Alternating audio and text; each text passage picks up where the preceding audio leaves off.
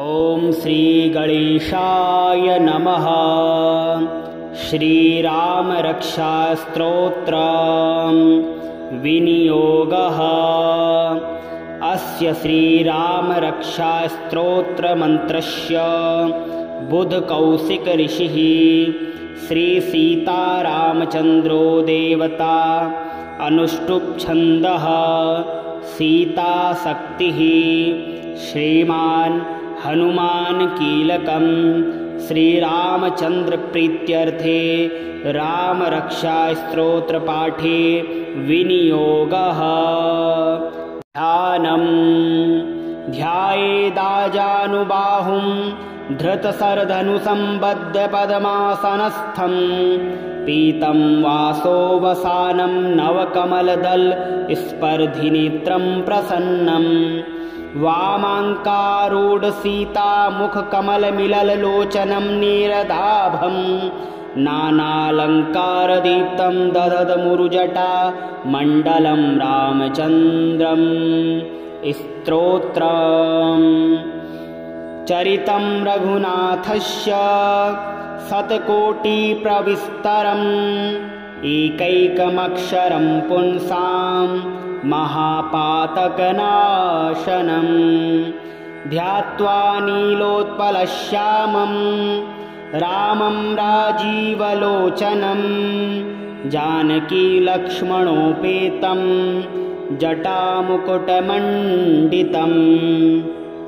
सासीतूर्णधनुर्बाण पाणिं नक्तं चरान्तकं स्वलीलया जगत्त्रातु माविर्भूतमजं विभुं रामरक्षां पठेत् प्राज्ञः पापग्निं सर्वकामदां शिरो मे राघवः पातु भालं दशरथात्मजः कौसलेयो दृशो पातु विश्वामित्रप्रियः श्रुते घ्राणं पातु मखत्राता मुखं सौमित्रिवत्सलः जिह्वां विद्यानिधिः पातु कण्ठं भरतवन्दितः स्कन्धौ दिव्यायुधः पातु भुजौ भगनेशकार्मुकः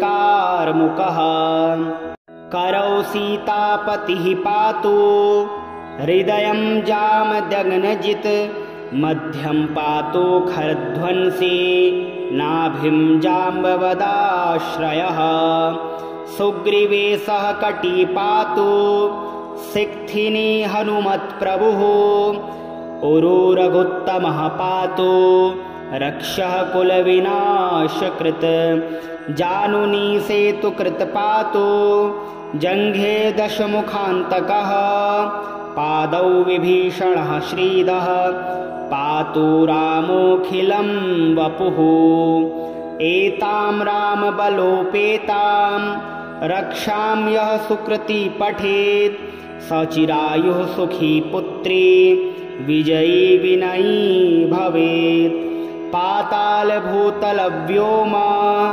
चारिणच्छद्मचारिणः न द्रष्टुमपि शक्तास्ते रक्षितं रामनामभिः रामेति रामभद्रेति रामचन्द्रेति वा स्मरन् नरो न लिप्यते पापैर्भुक्तिं मुक्तिं च विन्दति जगज्जयत्रैकमन्त्रेण रामनाम्नाभिरक्षितं यः कण्ठे धारयेत् तस्य करस्थाः सर्वसिद्धयः वज्रपञ्चरनामीदं यो रामकवचं स्मरेत् अव्यहताज्ञः सर्वत्र लभते जयमङ्गलम् आदिष्टवान् यथा स्वप्ने राम रक्षामि मां हरः तथा लिखितवान् प्रातः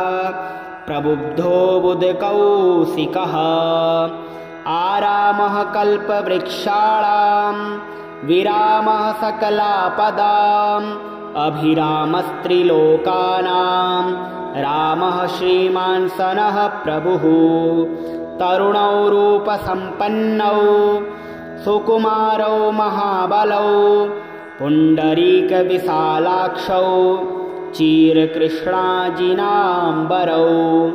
फलमूलासिनौ दान्तौ तापसौ ब्रह्मचारिणौ पुत्रौ दशरथस्यैतौ भ्रातरौ रामलक्ष्मणौ शरण्यौ सर्वसत्त्वानां श्रेष्ठो सर्वधनुस्मतां रक्षः कुलनिहन्तारौ त्रायितां नो रघुत्तमौ आत्तसज्जधनुषा विपुस्परसा वक्ष्या सुगनिसङ्गसङ्गिनौ रक्षणाय मम रामलक्ष्मणा वग्रतः पथि सदैव गच्छताम् सम्नद्धः कवची खङ्गी चापबाणधरो युवा गच्छन्मनोरथानश्च रामः पातु स लक्ष्मणः रामो दाशरथी सूरो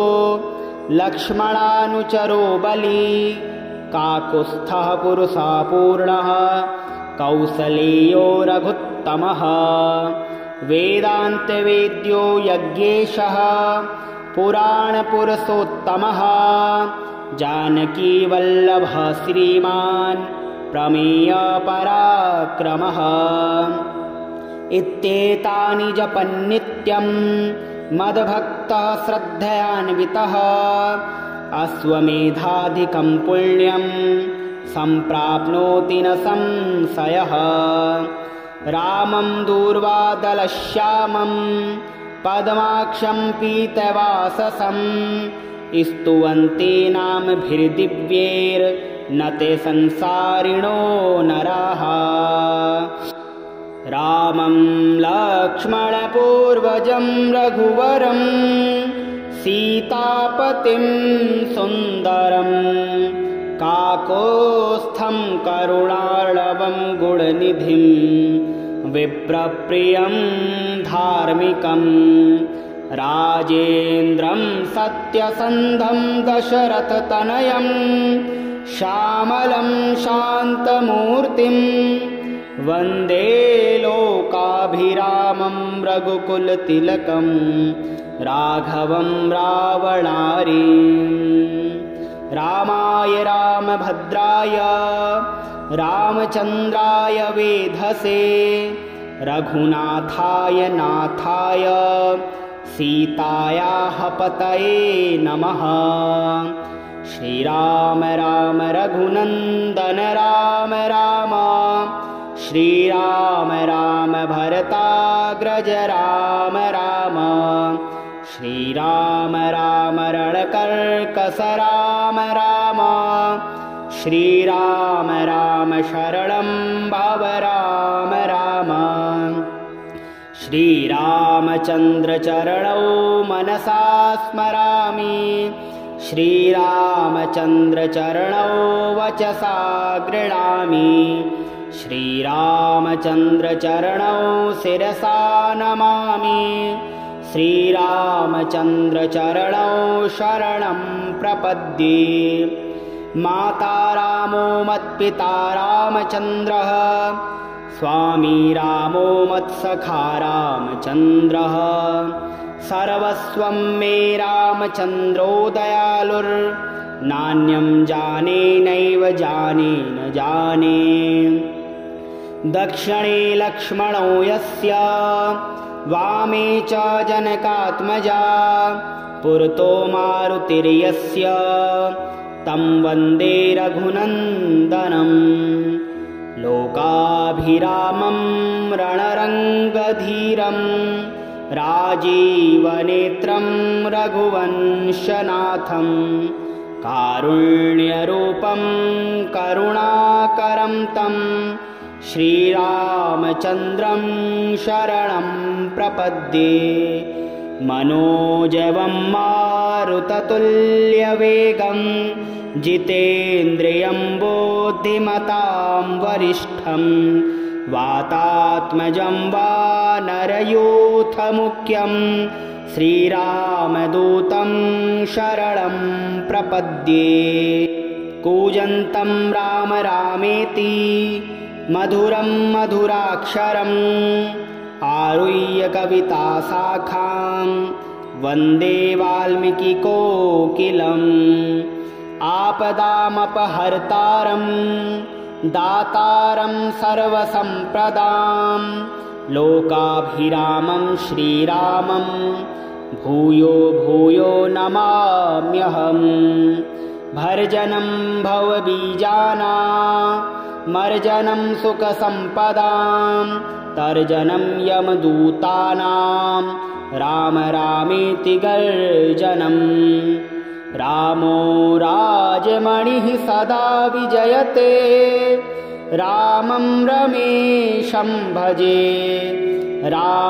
रामेणाभिहता निशाचरचमू रामाय तस्मै नमः रामान्नास्ति परायणं परतरं रामस्य दासोऽस्म्यहम् रामे चित्तलयः सदा भवतु मे भो राम मामुद्धर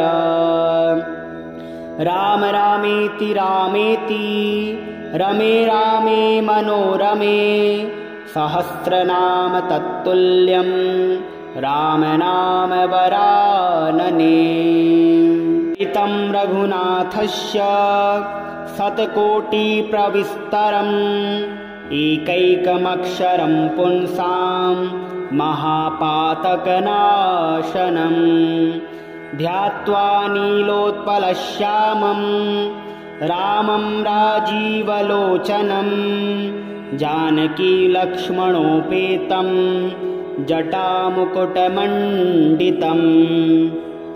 सासीतूर्णधनुर्बाण पाणिं नक्तं चरान्तकं स्वलीलया जगत्त्रातु माविर्भूतमजं विभुम् रामरक्षां पठेत् प्राज्ञः पापग्निं सर्वकामदां शिरो मे राघवः पातु भालं दशरथात्मजः कौसलेयो दृशो पातु विश्वामित्रप्रियः श्रुते घ्राणं पातु मखत्राता मुखं सौमित्रिवत्सलः जिह्वां विद्यानिधिः पातु कण्ठं भरतवन्दितः स्कन्धौ दिव्यायुधः पातु भुजौ भगनेशकार्मुकः करौ सीतापतिः पातु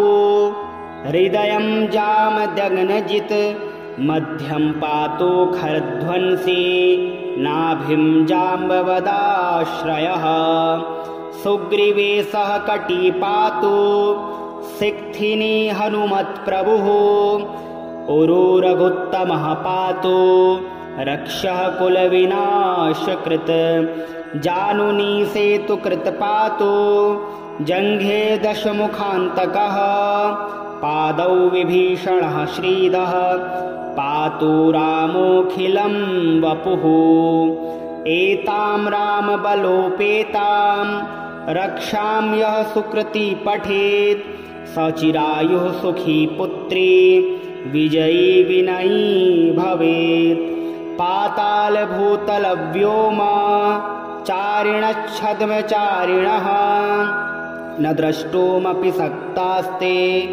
रक्षितं रामनामभिः रामेति रामभद्रेति रामचन्द्रेति वा स्मरन् नरो न लिप्यते पापैर्भुक्तिं मुक्तिं च विन्दति जगज्जयत्रैकमन्त्रेण रामनाम्नाभिरक्षितं यः कण्ठे धारयेतस्य करस्थाः सर्वसिद्धयः वज्रपञ्चरनामीदं यो रामकवचं स्मरेत् अव्यहताज्ञः सर्वत्र लभते जयमङ्गलम् आदिष्टवान् यथा स्वप्ने राम रक्षामि मां हरः तथा लिखितवान् प्रातः प्रबुद्धो बुधकौशिकः आरामः कल्पवृक्षाणां विरामः सकलापदाम् अभिरामस्त्रिलोकानां रामः श्रीमान् सनः प्रभुः तरुणौ रूपसम्पन्नौ सुकुमारौ महाबलौ पुण्डरीकविशालाक्षौ चीरकृष्णाजिनाम्बरौ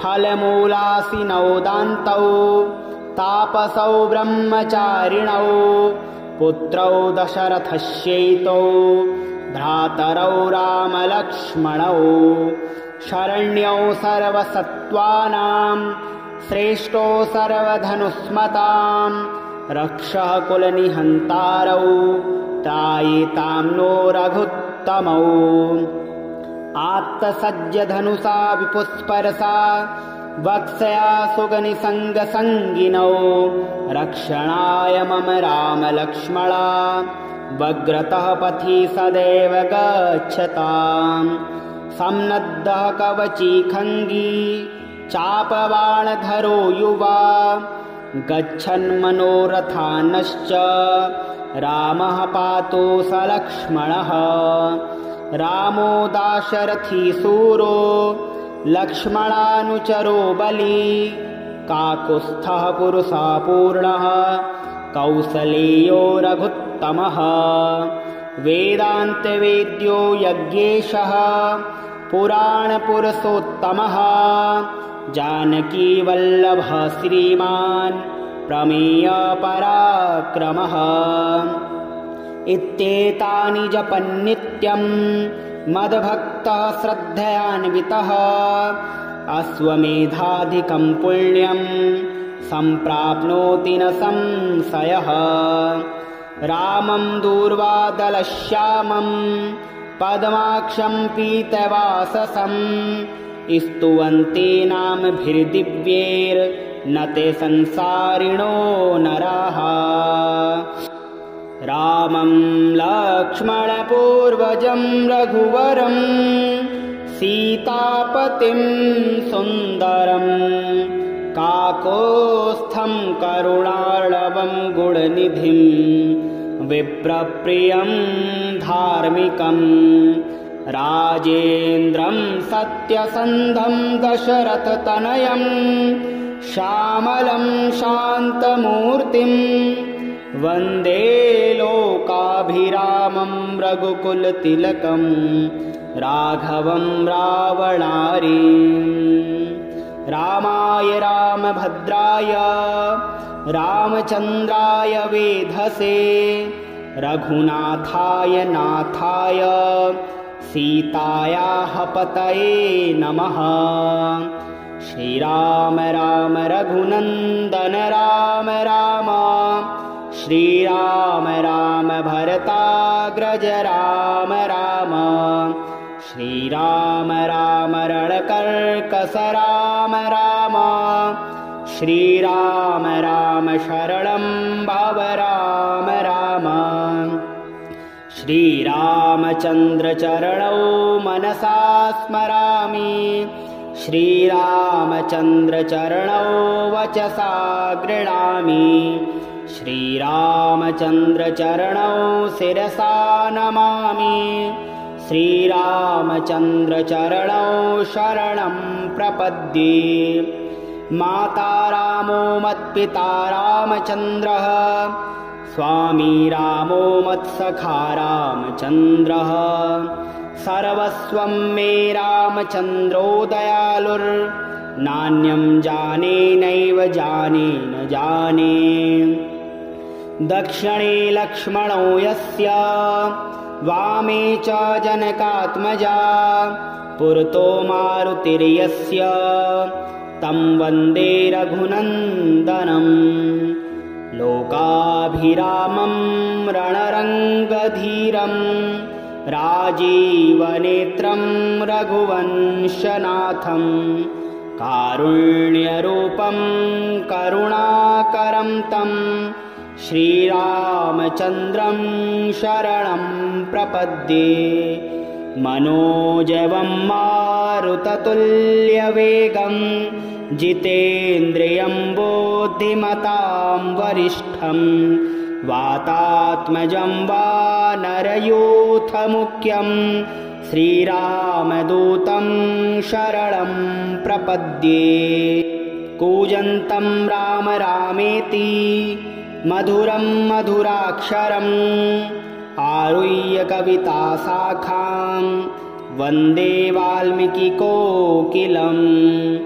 आपदामपहर्तारं दातारं सर्वसम्पदां लोकाभिरामं श्रीरामं भूयो भूयो नमाम्यहम्। भर्जनं भवबीजानामर्जनं सुखसम्पदां तर्जनं यमदूतानां राम रामेति गर्जनम्। रामो राजमणिः सदा विजयते रामं रमेशं भजे। रामेणाभिहता निशाचरचमू रामाय तस्मै नमः। रामान्नास्ति परायणं परतरं रामस्य दासोऽस्म्यहम्। रामे चित्तलयः सदा भवतु मे भो राम मामुद्धर। राम रामेति रामेति रमे रामे मनोरमे सहस्रनाम तत्तुल्यं राम नाम वरानने। ऋतं रघुनाथस्य शतकोटिप्रविस्तरम् एकैकमक्षरं पुंसां महापातकनाशनं। ध्यात्वा नीलोत्पलश्यामं रामं राजीवलोचनं जानकी लक्ष्मणोपेतं जटामुकुटमण्डितं। सासीतूर्णधनुर्बाण पाणिं नक्तं चरान्तकं स्वलीलया जगत्त्रातु माविर्भूतमजं विभुम्। रामरक्षां पठेत् प्राज्ञः पापग्निं सर्वकामदां शिरो मे राघवः पातु भालं दशरथात्मजः। कौसलेयो दृशो पातु विश्वामित्रप्रियः श्रुते घ्राणं पातु मखत्राता मुखं सौमित्रिवत्सलः। जिह्वां विद्यानिधिः पातु कण्ठं भरतवन्दितः स्कन्धौ दिव्यायुधः पातु भुजौ भगनेशकार्मुकः। करौ सीतापतिः पातु हृदयं जामदग्नजित् मध्यं पातु खरध्वंसी नाभिं जाम्बवदाश्रयः। सुग्रीवेशः कटी पातु सिक्थिनी हनुमत्प्रभुः उरुरघुत्तमः पातु रक्षः कुलविनाशकृत्। जानुनी सेतुकृत् पातु जङ्घे दशमुखान्तकः पादौ विभीषणः श्रीदः पातु रामोऽखिलं वपुः। एतां रामबलोपेतां रक्षां यः सुकृती पठेत् सचिरायुः सुखी पुत्री विजयी विनयी भवेत्। पातालभूतलव्योम चारिणच्छद्मचारिणः न द्रष्टुमपि शक्तास्ते रक्षितं रामनामभिः। रामेति रामभद्रेति रामचन्द्रेति वा स्मरन् नरो न लिप्यते पापैर्भुक्तिं मुक्तिं च विन्दति। जगज्जयत्रैकमन्त्रेण रामनाम्नाभिरक्षितं यः कण्ठे धारयेत् तस्य करस्थाः सर्वसिद्धयः। वज्रपञ्चरनामीदं यो रामकवचं स्मरेत् अव्यहताज्ञः सर्वत्र लभते जयमङ्गलम्। आदिष्टवान् यथा स्वप्ने राम रक्षामि मां हरः तथा लिखितवान् प्रातः प्रबुद्धो बुधकौशिकः आरामः कल्पवृक्षाणां विरामः सकलापदाम् अभिरामस्त्रिलोकानां रामः श्रीमान् सनः प्रभुः तरुणौ रूपसम्पन्नौ सुकुमारौ महाबलौ पुण्डरीकविशालाक्षौ चीरकृष्णाजिनाम्बरौ फलमूलासिनौ दान्तौ तापसौ ब्रह्मचारिणौ पुत्रौ दशरथस्यैतौ भ्रातरौ रामलक्ष्मणौ शरण्यौ सर्वसत्त्वानां श्रेष्ठो सर्वधनुष्मतां रक्षः कुलनिहन्तारौ त्रायितां नो रघुत्तमौ आत्तसज्जधनुषा विपुस्पर्शा वत्सया सुगनिसङ्गसङ्गिनौ रक्षणाय मम रामलक्ष्मणा वग्रतः पथि सदैव गच्छताम् सम्नद्धः कवची खङ्गी चापबाणधरो युवा गच्छन्मनोरथानश्च रामः पातु स लक्ष्मणः रामो दाशरथी सूरो लक्ष्मणानुचरो बली काकुत्स्थः पुरुषा पूर्णः कौसलेयो रघुत्तमः वेदान्तवेद्यो यज्ञेशः पुराणपुरुषोत्तमः जानकीवल्लभः श्रीमान् प्रमेयपराक्रमः इत्येतानि जपन्नित्यं मद्भक्तः श्रद्धयान्वितः अश्वमेधाधिकं पुण्यं सम्प्राप्नोति न संशयः रामं दूर्वादलश्यामं पद्माक्षं पीतवाससं स्तुवन्ते नामभिर्दिव्यैर्न ते संसारिणो नराः रामं लक्ष्मणपूर्वजं रघुवरं सीतापतिं सुन्दरं काकोत्स्थं करुणार्णवं गुणनिधिं विप्रप्रियं धार्मिकं राजेन्द्रं सत्यसन्धं दशरथतनयं श्यामलं शान्तमूर्तिं वन्दे लोकाभिरामं रघुकुलतिलकं राघवं रावणारीम् रामाय रामभद्राय रामचन्द्राय वेधसे रघुनाथाय नाथाय सीतायाः पतये नमः श्रीराम राम रघुनन्दन राम राम श्रीराम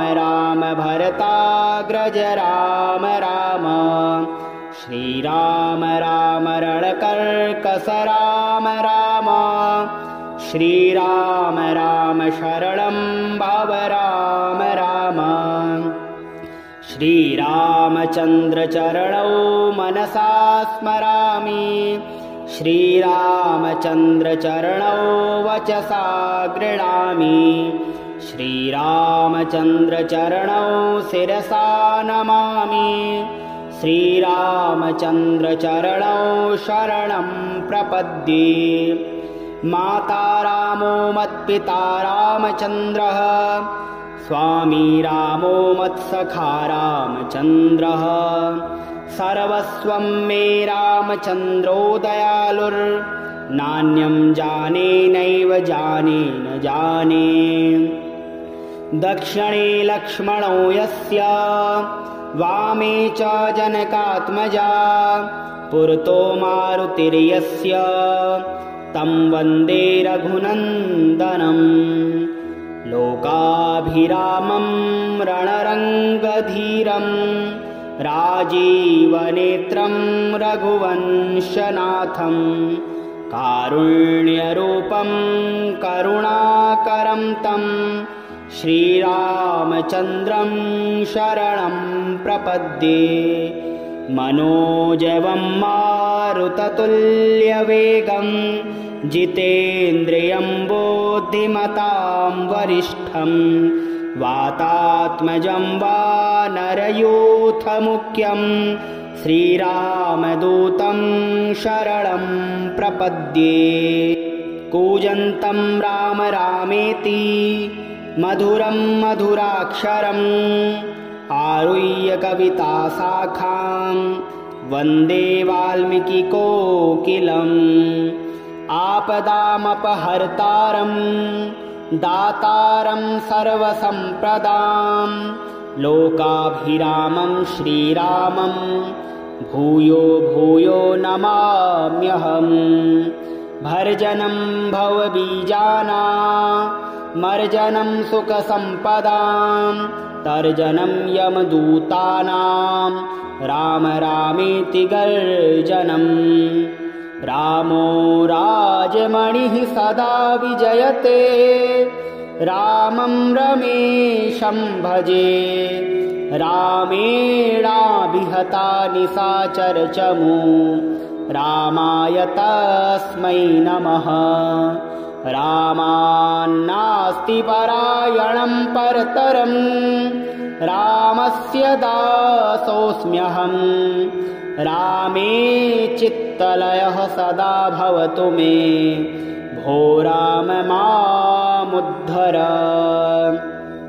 राम रामेति रामेति रमे रामे मनोरमे सहस्रनाम तत्तुल्यं राम नाम वरानने ऋतं रघुनाथस्य शतकोटिप्रविस्तरम् एकैकमक्षरं पुंसां महापातकनाशनं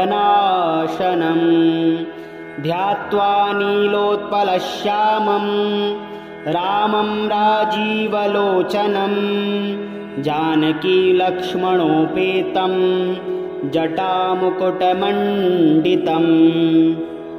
सासीतूर्णधनुर्बाण पाणिं नक्तं चरान्तकं स्वलीलया जगत्त्रातु माविर्भूतमजं विभुं राम रक्षां पठेत् प्राज्ञः पापग्निं सर्वकामदां शिरो मे राघवः पातु भालं दशरथात्मजः कौसलेयो दृशो पातु विश्वामित्रप्रियः श्रुते घ्राणं पातु मखत्राता मुखं सौमित्रिवत्सलः जिह्वां विद्यानिधिः पातु कण्ठं भरतवन्दितः स्कन्धौ दिव्यायुधः पातु भुजौ भगनेशकार्मुकः करौ सीतापतिः पातु हृदयं जामदग्नजित् मध्यं पातु खरध्वंसी नाभिं जाम्बवदाश्रयः सुग्रीवेशः कटी पातु सिक्थिनी हनुमत्प्रभुः उरुरघुत्तमः पातु रक्षः कुलविनाशकृत् जानुनी सेतुकृत् पातु जङ्घे दशमुखान्तकः पादौ विभीषणः श्रीदः पातु रामोऽखिलं वपुः एतां रामबलोपेतां रक्षां यः सुकृती पठेत् सचिरायुः सुखी पुत्री विजयी विनयी भवेत् पातालभूतलव्योम चारिणच्छद्मचारिणः न द्रष्टुमपि शक्तास्ते रक्षितं रामनामभिः रामेति रामभद्रेति रामचन्द्रेति वा स्मरन् नरो न लिप्यते पापैर्भुक्तिं मुक्तिं च विन्दति जगज्जयत्रैकमन्त्रेण रामनाम्नाभिरक्षितं यः कण्ठे धारयेत् तस्य करस्थाः सर्वसिद्धयः वज्रपञ्चरनामीदं यो रामकवचं स्मरेत् अव्यहताज्ञः सर्वत्र लभते जयमङ्गलम्। आदिष्टवान् यथा स्वप्ने राम रक्षामि मां हरः तथा लिखितवान् प्रातः प्रबुद्धो बुधकौशिकः। आरामः कल्पवृक्षाणां विरामः सकलापदाम् अभिरामस्त्रिलोकानां रामः श्रीमान् सनः प्रभुः। तरुणौ रूपसम्पन्नौ सुकुमारौ महाबलौ पुण्डरीकविशालाक्षौ चीरकृष्णाजिनाम्बरौ फलमूलासिनौ दान्तौ तापसौ ब्रह्मचारिणौ पुत्रौ दशरथस्यैतौ भ्रातरौ रामलक्ष्मणौ शरण्यौ सर्वसत्त्वानां श्रेष्ठो सर्वधनुष्मतां रक्षः कुलनिहन्तारौ त्रायितां नो रघुत्तमौ। आत्तसज्जधनुषा विपुस्पर्शा वक्ष्या सुगनिसङ्गसङ्गिनौ रक्षणाय मम रामलक्ष्मणा वग्रतः पथि सदैव गच्छताम्। सम्नद्धः कवची खङ्गी चापबाणधरो युवा गच्छन्मनोरथानश्च रामः पातु सलक्ष्मणः। रामो दाशरथी सूरो लक्ष्मणानुचरो बली काकुत्स्थः पुरुषः पूर्णः कौसलेयो रघुत्तमः। वेदान्तवेद्यो यज्ञेशः पुराणपुरुषोत्तमः जानकीवल्लभः श्रीमान् प्रमेयपराक्रमः। इत्येतानि जपन्नित्यं मद्भक्तः श्रद्धयान्वितः अश्वमेधाधिकं पुण्यं सम्प्राप्नोति न संशयः। रामं दूर्वादलश्यामं पद्माक्षं पीतवाससं स्तुवन्ति नामभिर्दिव्यैर्न ते संसारिणो नराः।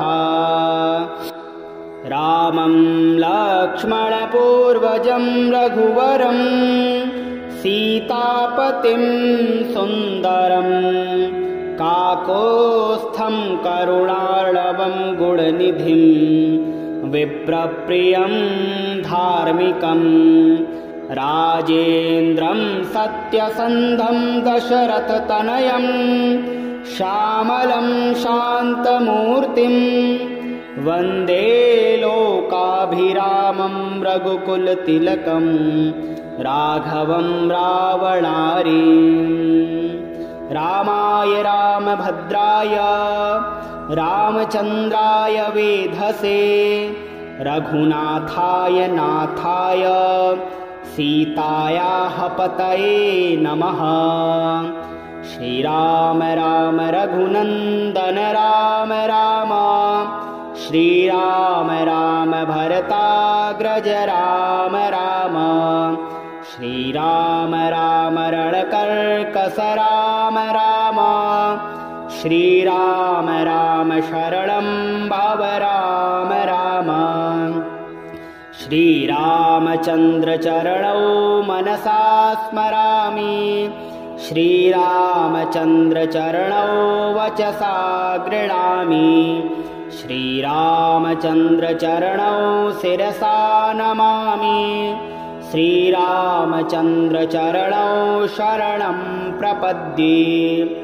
माता रामो मत्पिता रामचन्द्रः स्वामी रामो मत्सखा रामचन्द्रः सर्वस्वं मे रामचन्द्रो दयालुर्नान्यं जाने नैव जाने न जाने।